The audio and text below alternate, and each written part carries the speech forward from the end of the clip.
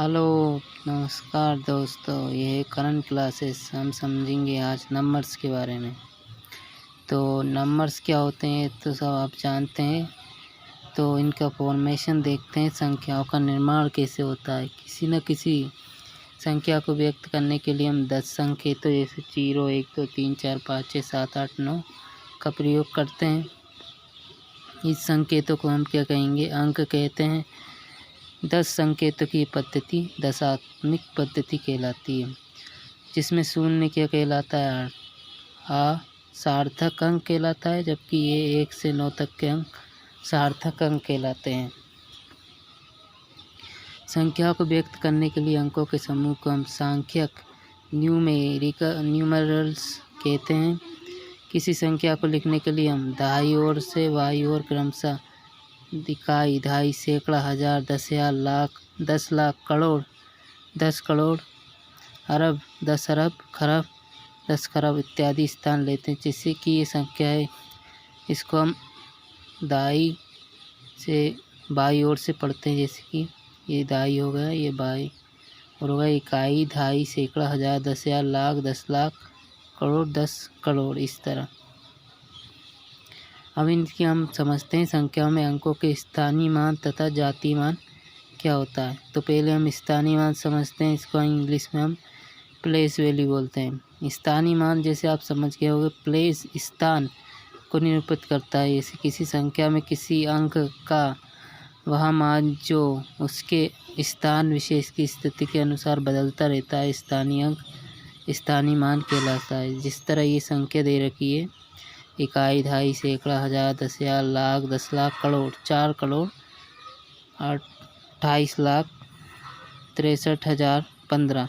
इसमें जैसे 5 का स्थान है, 5, 1 का 10 हो जाएगा, क्योंकि दहाई के अंक पे 0 का सैकड़ा हो जाए, मगर ये 0 है तो 0 ही रहेगा। 3 है 1000वें स्थान पे, तो इसका मान हो जाएगा 3,000।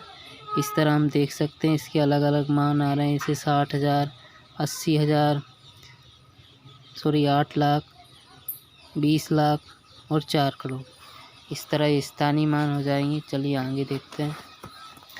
अब आगे देखते हैं हम जातीय मान। जातीय मान जैसे कि फेस वैल्यू, किसी संख्या में अंक का जातीय मान वह मान है जो उसका अपना मान है, चाहे वह किसी भी स्थान पर हो। जैसे कि 24,356 में 4 का स्थानीय मान जातीय मान 4 ही होगा। अब अगली पे बढ़ते हैं। ये क्या है? संख्या पद्धति, नंबर सिस्टम। नंबर सिस्टम एक ऐसी पद्धति है जिसमें विभिन्न प्रकार की संख्या एवं उनके मध्य संबंधों व नियम का क्रमबद्ध अध्ययन किया जाता है। इसे संख्या पद्धति नंबर सिस्टम कहलाती है। इस पद्धति में विभिन्न संख्याओं का अध्ययन करेंगे। जैसे कि पहली संख्या है प्राकृत संख्या। इसको हम नेचुरल नंबर्स कहते हैं।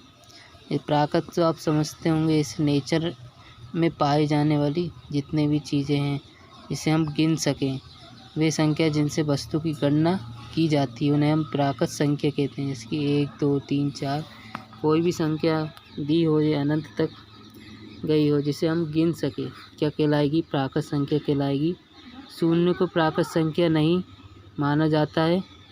प्राकृत संख्या धनात्मक होती है, अतः 1 सबसे छोटी प्राकृत संख्या है। अब अगली संख्या देखते हैं, पूर्ण संख्या। यदि प्राकृत संख्याओं में शून्य को भी सम्मिलित कर लिया जाए तो उन संख्याओं को हम क्या कहेंगे? पूर्ण संख्या कहते हैं। ये ऑल नंबर्स हो जाता है। जैसे कि प्राकृत संख्या और नेचुरल नंबर 1 से स्टार्ट होता है तो इन्फिनिटी पे जाता है, इसमें हम 0 सम्मिलित कर देंगे तो ये क्या हो जाएगी? पूर्ण संख्या। इसको हम W से डिनोटेड करेंगे। अब पूर्णांक को समझते हैं। पूर्णांक क्या होता है? पूर्ण संख्याओं में हम ऋणात्मक संख्याओं को भी सम्मिलित कर देते हैं तो जो संख्या प्राप्त होगी वो पूर्णांक संख्या कहलाएगी। इसको हम इंग्लिश में इंटीजर नंबर्स कहेंगे। जिस तरह ये -5, -4, -3, -2, -1, 0, 1, 2, 3, इन्हें हम पूर्णांक संख्या कहेंगे और इसे हम I से प्रदर्शित करते हैं। जिसमें जो प्लस वाली संख्या दिख रही है, हम इसको प्लस इंटीजर्स कहेंगे, धनात्मक पूर्णांक। और जो ऋणात्मक वाली संख्या दिख रही है, इसको हम ऋणात्मक पूर्णांक कहते हैं। शून्य न धनात्मक होती है ना ही ऋणात्मक होती है, इसको हम ऋणोत्तर पूर्णांक, नॉन नेगेटिव इंटीजर्स और धनोत्तर पूर्णांक, नॉन पॉजिटिव इंटीजर्स भी कहते हैं। अब अगली संख्या समझते हैं, सम संख्या। ये तो हम सम संख्या तो आप जानते ही होगी, जिसमें 2 से पूर्णतः विभाजित हो जाए वह सम संख्या कहलाएगी। अब देखते हैं विषम संख्या। इसको हम इंग्लिश में ओड नंबर्स कहेंगे, जो 2 से पूर्णतः विभाजित ना हो, जैसे 1, 3, 5, 7, 17, 21 इत्यादि। भाज्य संख्या, ये भी वे संख्या जिनका एक व स्वयं के अतिरिक्त कम से कम एक और गुणनखंड होता है, भाज्य संख्या कहलाती है। मतलब कहने का मतलब ये है कि ये संख्या दे रखी एक और स्वयं से तो विभाजित हो रही है, आदर्श नंबर से भी जो इसका गुणनखंड है, जैसे 2 है, इससे भी विभाजित हो जाएगी। जैसे 12 है, 12 का गुणनखंड 3, तो 4 आदर्श नंबर से भी विभाजित हो रही है। इसको हम भाज्य संख्या सम व विषम दोनों हो सकती है। अभाज्य संख्याएं, वे संख्या जिनका एक और स्वयं के अतिरिक्त कोई और अन्य गुणनखंड ना हो, अभाज्य संख्या कहलाती है। इसमें 2 सबसे छोटी अभाज्य संख्याएं 2, 3, 7, 5, 11, 13 ये स्वयं और एक से विभाज्य होती है, इसका कोई अन्य गुणनखंड नहीं होते, इसलिए इसको हम अभाज्य संख्या प्राइम नंबर्स कहते हैं। 2 ऐसी अकेली विषम मतलब सम संख्या है जो अभाज्य है। ये ऑब्जेक्टिव में पूछ सकते हैं कि सबसे छोटी अभाज्य संख्या क्या है, तो 2 है। जिन 2 संख्याओं का अविनष्ट गुणनखंड केवल 1 होता है, सह-अभाज्य संख्याएं कहलाती है। जैसे 5 और 16 इनका अभाज्य सह-अभाज्य संख्या है, क्योंकि इसका गुणनखंड क्या है, 1 है। अब समझते हैं परिमेय संख्या। इसको हम इंग्लिश में रेशनल नंबर्स कहते हैं। रेशनल नंबर क्या होते हैं, जिन्हें हम पी बाय क्यू के रूप में दर्शा सकते हैं। यहाँ पी और क्यू क्या होंगे, पूर्णांक होंगे। क्यू किसके बराबर नहीं होगा, 0 के बराबर। अगर यहाँ पे 0 रख देंगे तो इसका आंसर क्या आएगा, अपरिभाषित। 3/5, 7/9 इत्यादि क्या है, प्रत्येक पूर्णांक एक परिमेय संख्या है। अब अपरिमेय संख्या, इरेशनल नंबर क्या होते हैं, वे संख्या जिनको p/q के रूप में व्यक्त नहीं किया जा सकता है, अपरिमेय संख्या कहलाती है। ये दोनों भी क्या पूर्णांक होते हैं, और q किसके बराबर नहीं होना चाहिए, 0 के बराबर। √2, √5, √7 आदि व पाई एक अपरिमेय संख्या है, क्योंकि 22/7 इसका मान होता है, अर्थात मान नहीं है, क्योंकि ये निरंतर बढ़ता रहता है। एक सन्निकट मान है। सन्निकट मान यानी कि इरेगुलर होता है, मतलब बढ़ता रहता है। इसे 3.144 भाग देने पर ये बढ़ता रहेगा। वास्तविक संख्या क्या होगी, परिमेय तथा अपरिमेय संख्याओं को सम्मिलित रूप से वास्तविक संख्याएं कहते हैं। ये दोनों आपस में मिलेंगी तो इसको क्या कहेंगे, वास्तविक संख्या, रियल नंबर। से 22/7 पाई, √2, √3, 21/5 आदि इन्हें r से प्रदर्शित करते हैं। अब संख्याओं पर आधारित संक्रियाएं समझते हैं, ऑपरेशन बेस्ड और नंबर। तो जब हम किसी गणितीय व्यंजक को सरल करते समय जोड़, घटाव, गुणा एवं भाग की मूलभूत क्रियाओं को चिन्ह अनुसार प्रयोग करते हैं, तब ये संख्याओं की संक्रिया कहलाती है। संख्याओं पर हम संक्रिया क्या कर सकते हैं, ऑपरेशन प्लस, जोड़ना, घटाना, गुणा, भाग, यही होता है। तो योग आप समझ गए होंगे, योग 2 संख्याओं का जोड़ना योग कहलाएगा। घटाव की 2 संख्याओं को घटाना जाएगा, इसमें परिणाम अंतर में प्रदर्शित होगा।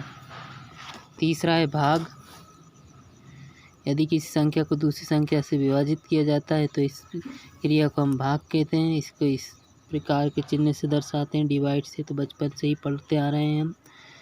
जैसे संख्या को विभाजित किया जाता है उसे हम क्या कहते हैं, भाज्य, डिवाइडेंड कहते हैं।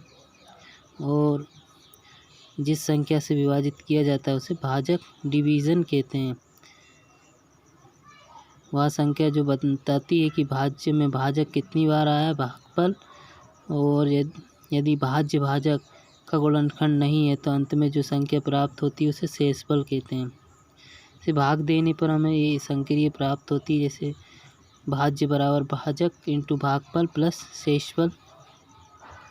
किसी संख्या में किसका भाग दे रहे हैं, भाजक, जिसमें भाग जा रहा है वो भाज्य, और जो कितनी बार आया है उसमें भागफल, और अगर कुछ बच चुका है उसके अंदर भाग देने पर तो वो शेषफल कहलाएगा। गुणन की क्रिया ये भी हम बचपन से पढ़कर आ रहे हैं। यदि एक संख्या दूसरी संख्या में उतनी ही बार जोड़ी जाए जितनी दूसरी संख्या, या दूसरी संख्या उतनी ही बार जोड़ी जाए जितनी पहली संख्या दी गई हो, तो क्रिया गुणनखंड कहलाती है। मतलब गुणा ही करना है इसमें कोई।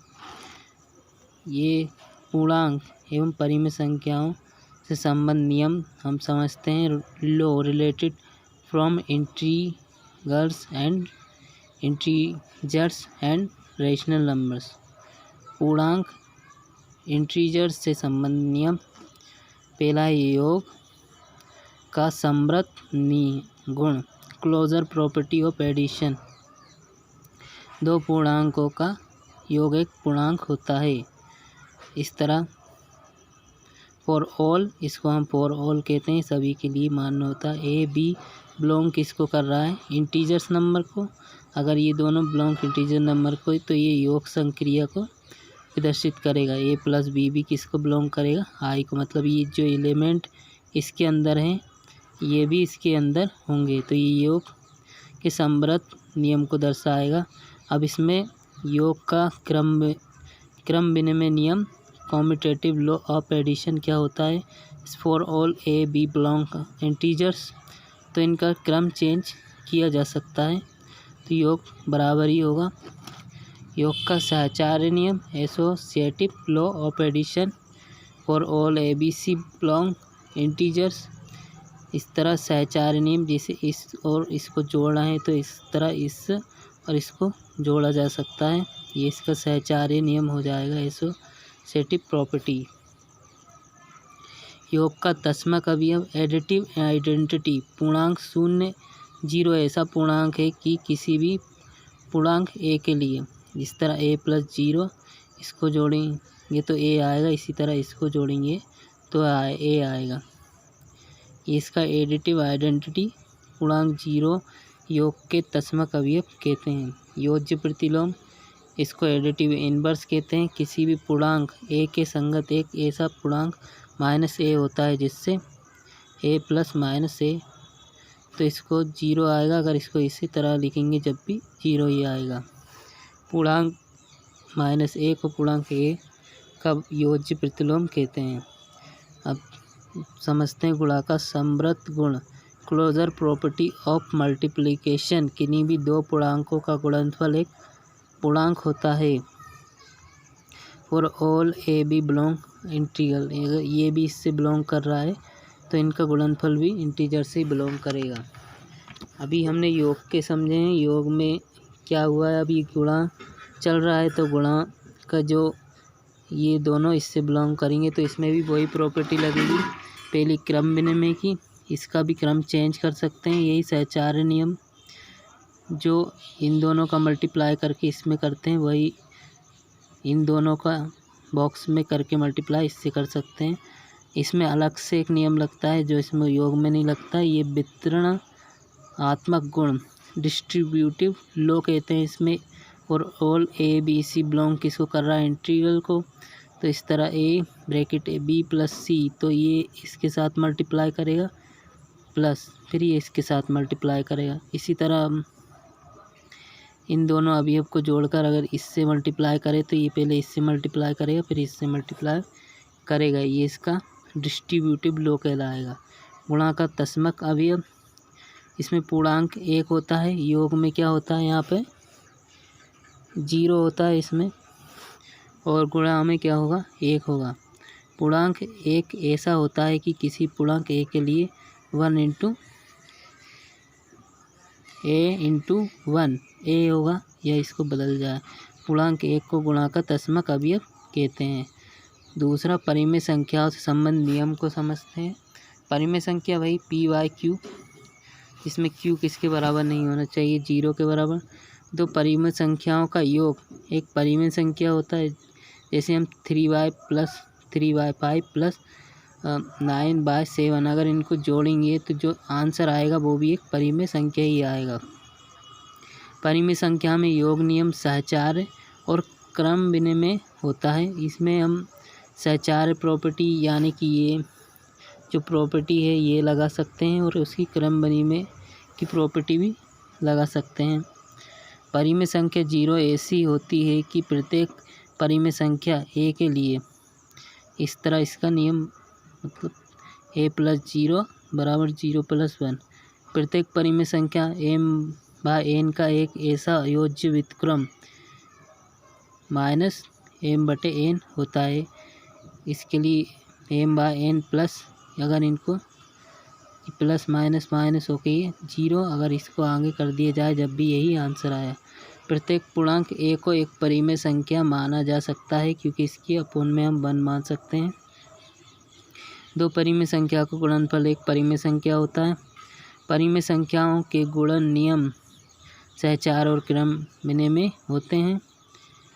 पहले योग का समझा, ये गुणा का चल रहा है।